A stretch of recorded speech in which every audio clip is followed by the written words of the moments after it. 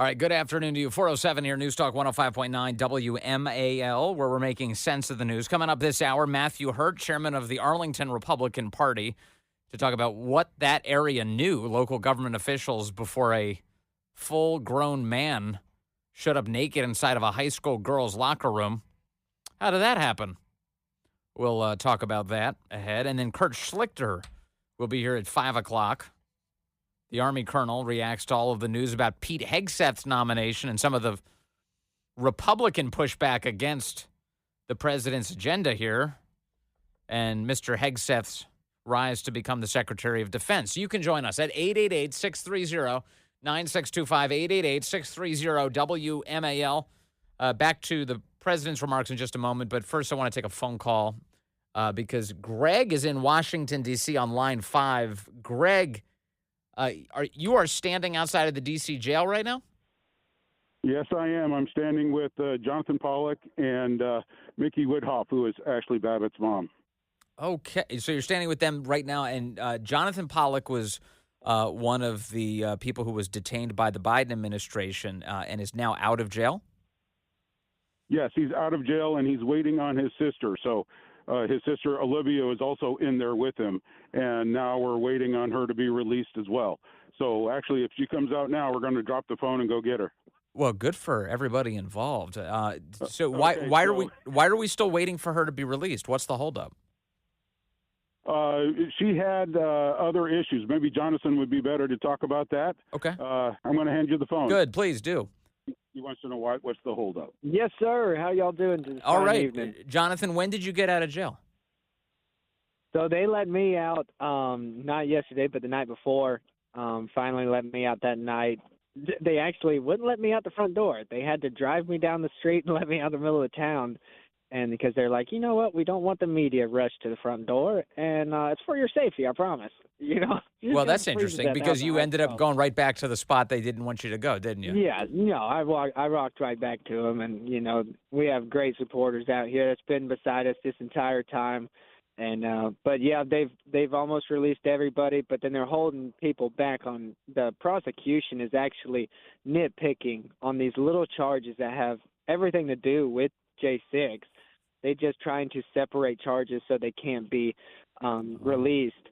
And it's just, absolutely crooked. It's sick what these people are doing because they know their families are out here freezing, waiting on them, and they know that these charges won't hold in court.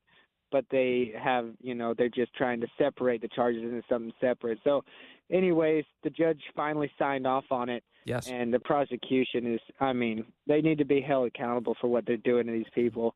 And but they have signed off, and they should be coming out any time now. Jonathan, how did you find out that you were to have your charges dismissed? How we found out was we were watching Donald Trump sign the pardons, man, and we heard what he was saying, that anything to do with the prosecution of J6 has to be dropped. And, we were pre-trial. We haven't been convicted yet, and so that counted for us. And so at that moment, we knew that we were free men. And so how does that feel? And so it was such an amazing feeling, because he has told us earlier on when he was running that he was going to get us out because he knew the justice system and how corrupt it was and how it's weaponized against, free Americans speaking out on what they know is true, and they use the justice system to lock them away and to make an example of them. And they did it with Donald Trump and his entire, basically his entire campaign, constantly trying to find charges to convict him of and slander his name and destroy him, just like they did with the J6ers, called us everything but racist and terrorists and all these different things, trying to paint the picture that we are just these corrupt people that should live behind bars for the rest of our lives. Jonathan, we started this conversation. You are awaiting your sister's release right now? Yes, sir. Yeah, my buddy that we got arrested with, my buddy and my sister, and they released us, but then because they had missed a court date, they're saying failure to appear is separate charges. But we're like, if they never had J6 charges, they wouldn't have to go to court anyway. So it has to do with J6 altogether. And So it's ridiculous what they're trying to do and just hold her because she's already got, if it actually went to court, she's way over time served for such a charge. Yes. We've spent 13 months behind bars for this. And they're like, when are y'all just going to, realize that enough is enough? This is ridiculous. Y'all know y'all are just coming up with bogus charges that will never stand in court. This is what must your family think of all of this? Oh, they know. I mean, we've been dealing with the same system for, 4 years now, and we've understood how the justice system works and how corrupt the judges work with the prosecutors, and they're all best buddies. And basically, they know what they're going to charge you with before you're even convicted. And they know what kind of time they're going to give you before you're even convicted. And it's sick how they work. Jonathan Pollock, this is not a prearranged interview. We just got a call from Greg in D.C., who was standing alongside the person we're talking to now, Jonathan Pollock. Jonathan just had all of the charges against him dismissed related to January 6th as a result of President Trump's actions earlier this week, issuing pardons for all the people who'd been convicted and demanding dismissals for anybody who is still facing indictment like Jonathan. Jonathan, I don't know you, but I did look up some of the basics about your case, and I understand that one of the charges that was brought against you was that you were accused of assaulting police officers at the Capitol. This week, there's a lot of whining on Capitol Hill right now among especially Democrats that you're having these charges dismissed and that President Trump should have divvied things up a little bit more instead of been so sweeping with the pardons and the dismissals. What do you make of that? So this is the thing that I believe Donald Trump understands is if you actually watch the evidence of what really happened there, they will know that we were pushed, that we were the ones that were innocent in these prosecution, that we were standing there peacefully protesting like we have the right to do.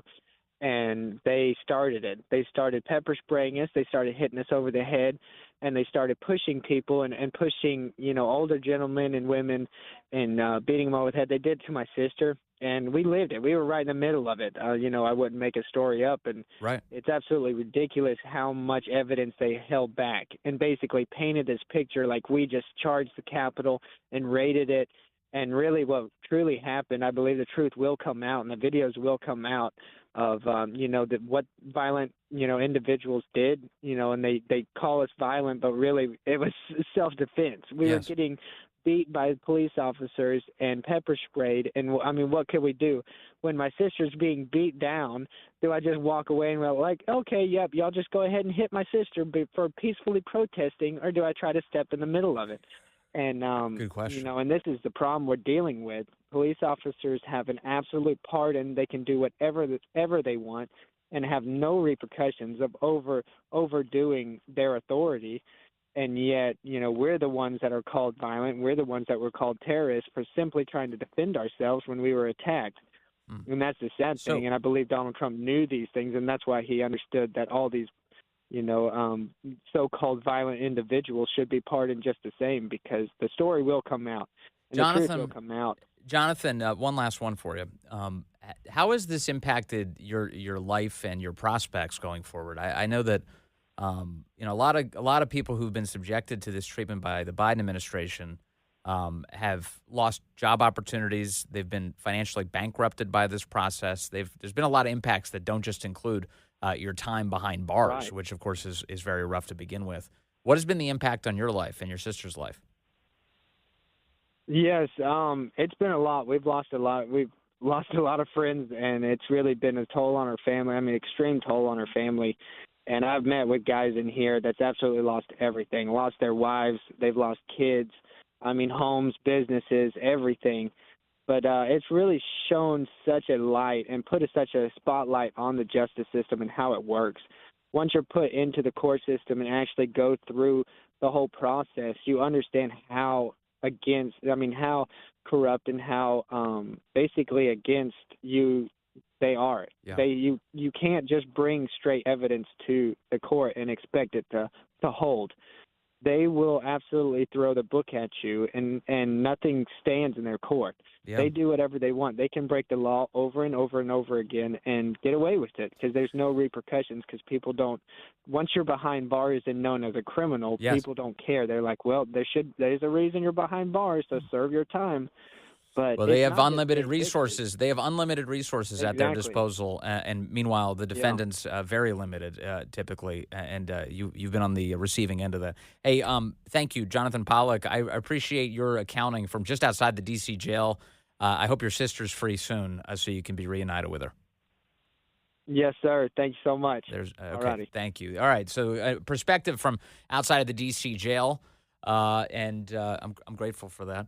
As we're watching the defendants, the January 6th political prisoners, in many cases, just being now finally released as a result of the president's actions this week, by the way, which he campaigned on, and then he fulfilled that promise as soon as he came into office with those day one pardons. Speaking of the Oval Office, the President of the United States, executive orders, he just signed a series of them, and then he began taking questions from the press.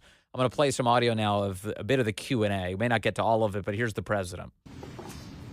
Give that to RFK Jr. Yes, sir. Handing Okay.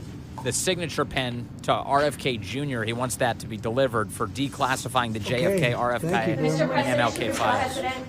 Mr. President, a U.S. judge temporarily blocks the birthright citizenship order. Do you have any reaction? No, obviously we'll appeal it. They put it before a certain judge in Seattle, I guess, right?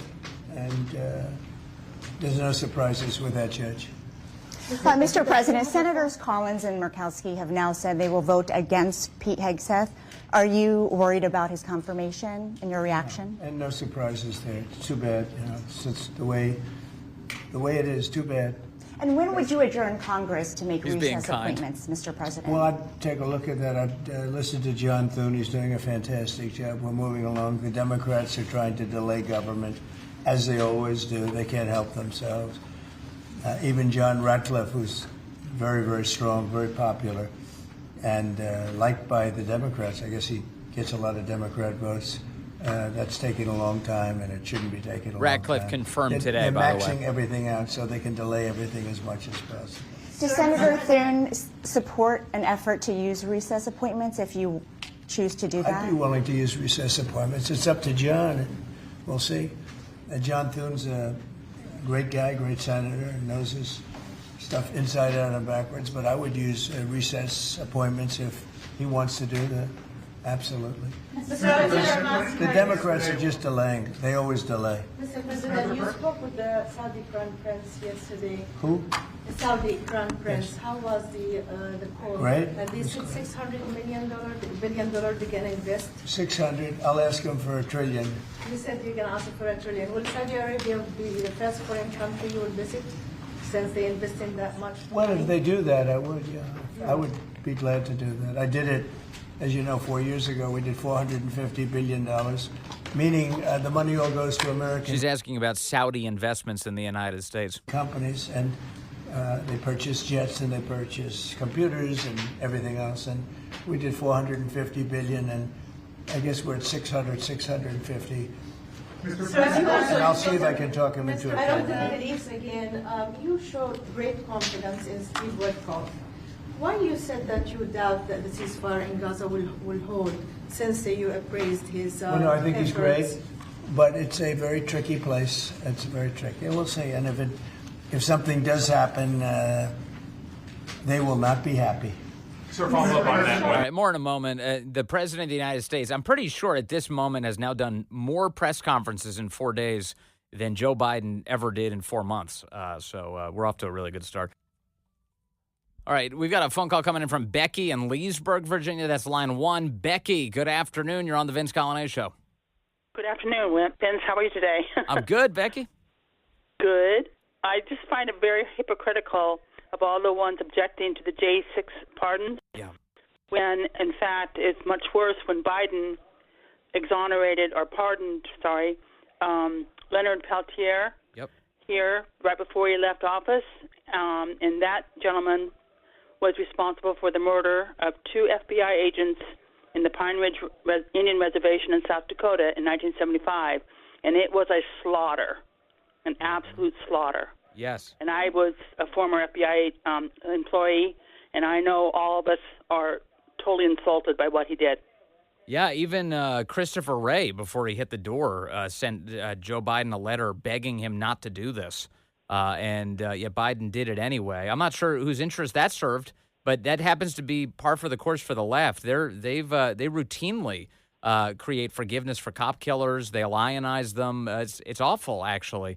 And Biden, in yet another sort of brazen, shameful act on his final day in office, allowing a cop killer to go free. And what message does that send, Becky? I'm sorry? I said, what message does that send when Biden does that?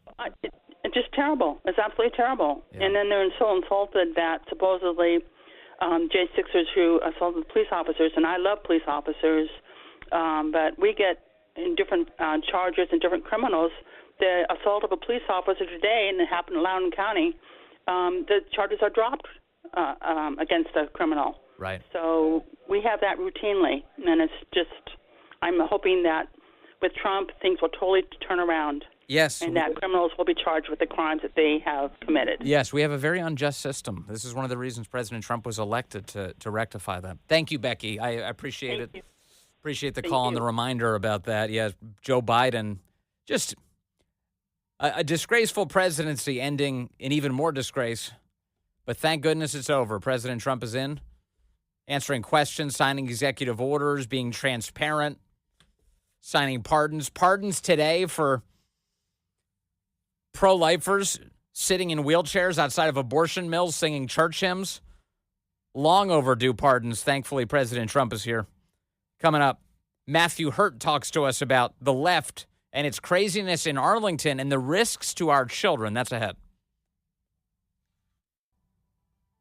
Hey, good afternoon to you. 4:35 here at News Talk 105.9 WMAL, where we are making sense of the news. Coming up on the program, Kurt Schlichter, the Town Hall senior columnist, retired Army colonel, will be with us as we discuss Pete Hegseth and the chances of him getting confirmed by the United States Senate. It looks like by tomorrow night. It's been slowed down a bit. Some Republicans trying to stop Pete Hegseth today, Murkowski and Collins. Surprise, surprise. We'll talk to Kurt Schlichter about that. You can join us at 888-630-9625, 888-630-WMAL. A lot of things going on, certainly at the national level, as the President of the United States keeps us all very busy with each of these new announcements and news cycles, and things have been really good there. But there's also a lot of rough stuff going on in our own community as the left continues to wield way too much power and continues to hurt the communities that they purport to lead. That continues to be true in Arlington, Virginia, where we have a story this past week of a sex offender. This is the way Nick Minnock described it in the headline on ABC7. Sex offender who identifies as transgender exposes himself to kids again at Virginia school. A male sex offender who announced last year in court documents that he now identifies as transgender is accused of using the girls' locker room at Washington Liberty High School and exposing his genitals. The Arlington County Police Department told 7 News that a victim entered the locker room on October 21st of 2024 and observed Cox exposing his genitals. Washington Liberty High School has an inside pool that is open to the public, and it's managed by Arlington Public Schools. Arlington Public Schools also manages pools at Wakefield High School and Yorktown High School. Richard Kenneth Cox, 58, is now facing multiple charges in Arlington County, including several counts of intentionally making an obscene display of his private parts in a public place or in a place where others were present, plus loitering within 100 feet of a high school after having been convicted of an offense, prohibiting proximity to children. Other outlets, in addition to Nick Minnock and ABC7, are covering this. Fox 5 also covering this, and thankfully, all of these local outlets properly referring to him as a man and not by any invented pronouns. He was coming out of the women's locker room when I was going into the women's locker room, and I remember looking at him saying, why is there a guy coming out of the women's locker room? We were told that they're allowed to use the locker room if they're transgender, and that sometimes homeless are allowed to take showers. Are you surprised that the suspect is accused of showing his genitals and he identifies, according to court documents, as a woman? Yeah, I didn't think any of that was legit, to be honest. He just looked like a dude who'd walked into the women's locker room, and I'm Looked like, like a man? out. Yeah. I was like, ah. I wasn't comfy. I wasn't comfy. What was he doing? This person was clearly a man abusing the rules and refused to use the family locker room. Instead, sat in our locker room naked and watched us getting dressed and undressed. I swear the left told me that doesn't happen. Joining us now is Matthew Hurtt. He's the chairman of the Arlington Republican Party with a lot of questions about this. Matthew, good to have you with us today. Vince, it's great to be with you, and I just want to thank you for making sense of the news and covering these very important local issues. It's super important, and it's horrifying to hear that a well-known sex offender is being granted access to high school girls' bathrooms. How does something like that happen? So we outlined the entire timeline on arlingtongop.org this morning. Basically, the way I became aware of this was in September of last year. My girlfriend's swim group, they go and swim at W&L, Washington and Liberty. They mentioned that there was a man hanging out in the girls' locker room. He was exposing himself. None of the women I've spoken to have ever seen him actually utilize the pool. So this happened at the end of September, and it wasn't until mid-October that Arlington County Police arrested him. And what I learned from the women who have spoken with me before and who have come in and spoken with me this week since the story has gone viral was that when they alerted the county employee, a woman by the name of Helena Machado, who runs the APS pool operation, she said that he's permitted to be in there. And in fact, on at least 2 occasions, Ms. Machado said, and why don't you go use the family locker room, the single-use locker room, instead of concerning yourself with why this gentleman is in the girls' locker room? This guy is a sex offender, and he's in the Virginia Department of Corrections Most Wanted. He is not allowed in a high school bathroom, is he? Well, Vince, what is outrageous is Superintendent Duran issued a statement yesterday saying to sort of address the concerns of parents, he wasn't on school property during school hours. However, a woman who messaged me earlier this week said that she and her 9-year-old daughter walked in and witnessed this act. This gentleman, in the explanation, his face was covered, and you could see everything from the chest down. It is very clear that he's a Tier 3 sex offender. 30 years. This goes all the way back to 1992 when he said in court documents that he had a strong desire to expose himself to women and girls. He has half a dozen charges, half a dozen convictions in his history. There's about a dozen charges from September and October of last year. And not only did this happen at Washington Liberty High School, it happened at Wakefield High School, and it happened at Barcroft Sports and Fitness Center, of course, allegedly. That said, Vince, Arlington County is holding him without bond with the male population. So for your listeners, Arlington County, the most progressive and open-minded county in the country, either thinks that Richard Kenneth Cox is a man, or they're violating his civil rights by housing him with men. Yes, he's the least credible woman you've ever seen, this guy. So a couple of other things about him. Arlington County, not the only place that's dealt with him. And this madness. Apparently, he was also charged with indecent exposure for exposing himself in a Planet Fitness women's locker room in June of last year in Fairfax County. That charge was dismissed, and it was dismissed at the hands of Fairfax County Commonwealth's attorney Steve Descano. None of this should surprise anybody. That's a Soros-funded attorney in Fairfax County. And so each of these Northern Virginia counties with these lunatic prosecutors at the top in succession, they keep having to deal with this guy, and he keeps getting away with these awful acts. So Steve Descano dropped the charges in early June of last year, and what I learned from another mother who reached out to me this week was that the county knew about Richard Kenneth Cox in Arlington facilities by mid-June. And another point that Superintendent Duran made in his message yesterday was that the county produced signage outside of the women's locker room at Washington Liberty.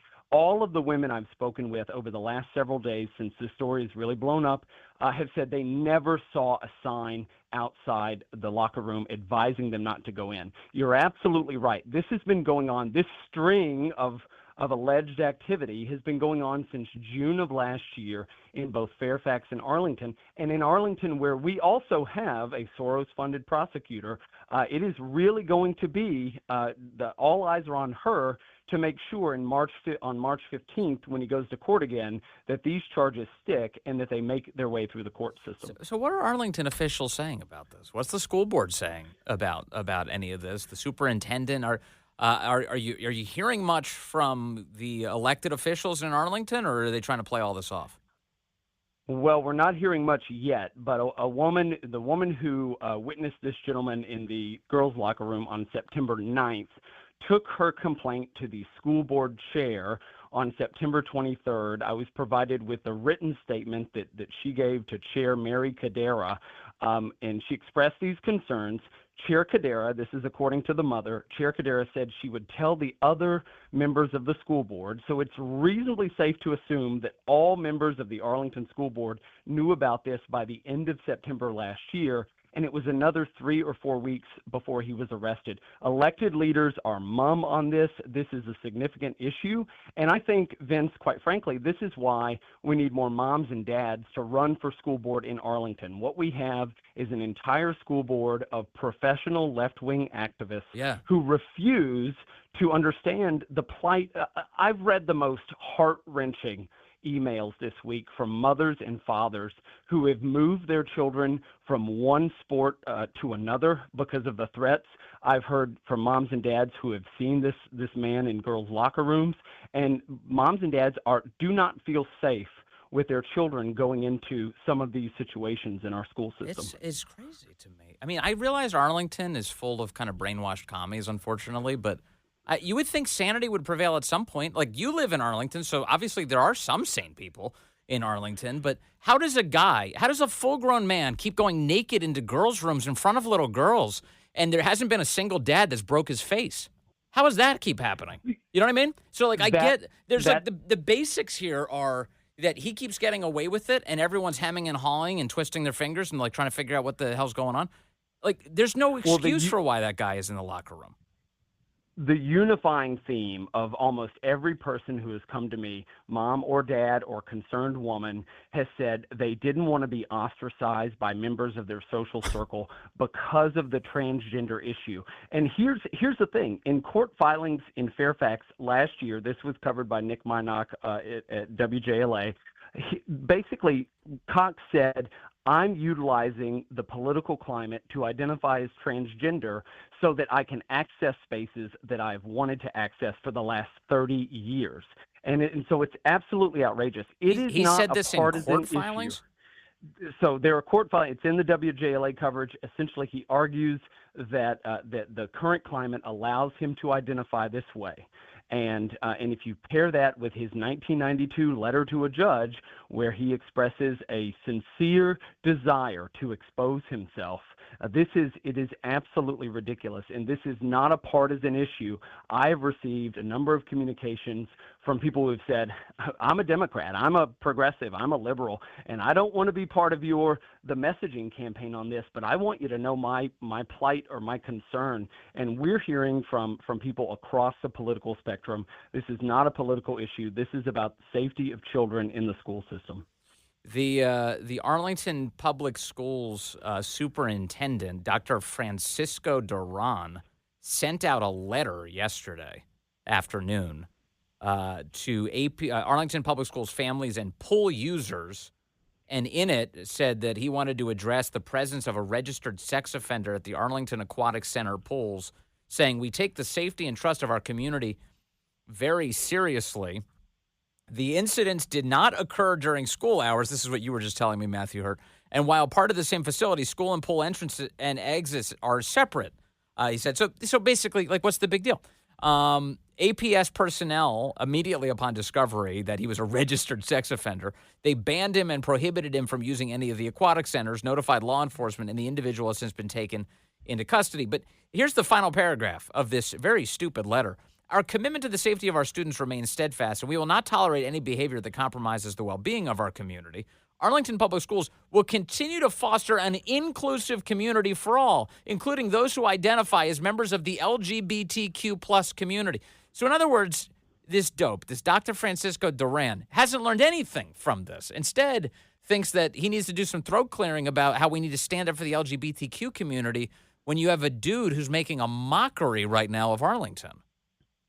This is absolutely the case, and even in the statement that the mother provided to Chair Mary Cadera, she says the policy here is that he's actually sideways with the policy because of the way he was exposing himself in bathrooms. And look, I don't agree with it, but in bathrooms in Arlington, men who identify as women can go into women's bathrooms, and there is a basic function that you take care of in a bathroom. There is not a loitering. Again, I said at the beginning of this conversation, no one ever actually saw him access the pool. So he was literally just going into the school system, into the school buildings to hang out in the shower. And now I attended APS swim lessons a number of summers ago, and I'm familiar with what the male locker room looks like, and I can tell you there's an end shower that gives you an almost entire view of the locker area where people change clothes, and he allegedly just sat there or walked around or stood around and made these women uncomfortable. And in the Fairfax issue at Planet Fitness,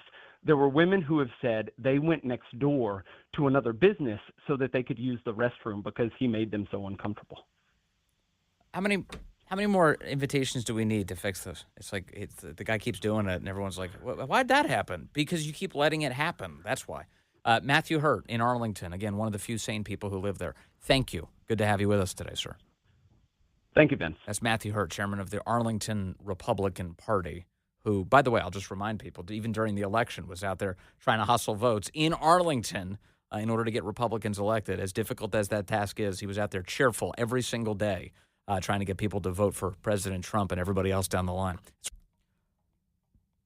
All right. You heard a little short while ago President Trump mentioning that there was some questions put to President Trump today about the fact that a judge has just blocked the birthright citizenship executive order.